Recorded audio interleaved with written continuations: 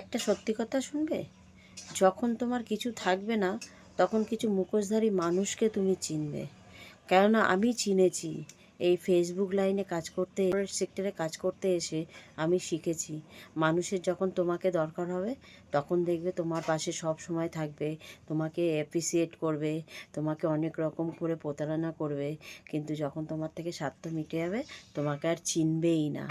যেটা আমার একটা দিদির সাথে হয়েছে, সেই দিদিটাও এখন বলছে যে মানুষ চিনেনি। তবে আমি বলবো সেই দিদিটার কথা তোমাদেরকে। তবে আমি একমাত্র দেখলাম এই ফেসবুকে অনেকে অনেক কথা বলতে আসে, আমি এই দেব, আমি ওই দেবো, আমি সেই করব, আমার এইখানে এইটা করো, সেখানে সেটা করো। আমি যার জন্য অনেক দাদাদের বা দিদিদের পোস্টে কমেন্টও করেছি, কিন্তু সেই জিনিসটা তারা করে না। আমি কমেন্ট করে তাদেরকে বলেছি আমার কিন্তু সেই সচ্ছলতা আছে, কারণ আমি জানি কোনো অন্যায় আমি করছি না, তাই জন্য আমি তাদের মুখের ওপর জবাবটাও দিয়ে দিই।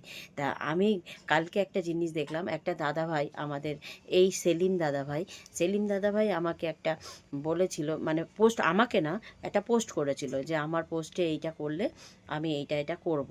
তা আমি সেই জিনিসটা করেছিলাম দাদার কাছে। তা সত্যি সত্যি এই দাদা আমাকে দেখো, সকালবেলায় আমি ঘুম থেকে উঠে দেখি এই জিনিসটা আমাকে দিয়ে দিয়েছে। তাহলে আমি কাকে ভরসা করব? এই সব মানুষগুলোকে ভরসা করতে হবে, কেননা এরা এই এই মানুষগুলো কথা দিয়ে এই রকম কথা রাখে। তো টাটা, বাই বাই।